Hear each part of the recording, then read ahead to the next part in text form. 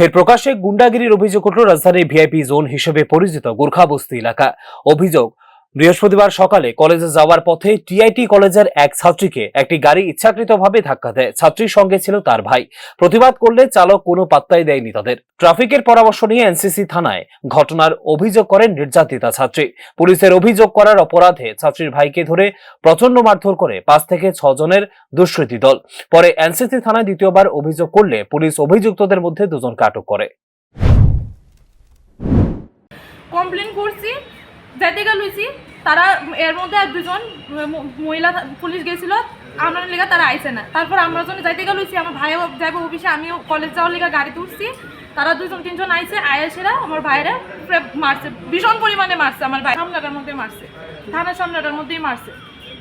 বাইকে যাইতে গেছে, বাইকের থেকে টান দিয়ে আইন না মারছে। মায়েরা তারা এখানে 2 জন আছে, কিন্তু তারা আরো অনেকজন মিল্লা মারছে, 7-8 জন মিল্লা বাইরে মারছে। বাকিরা তারা এখানে।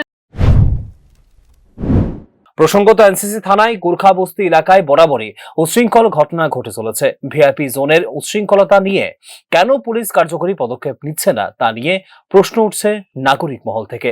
Bureau report, news now.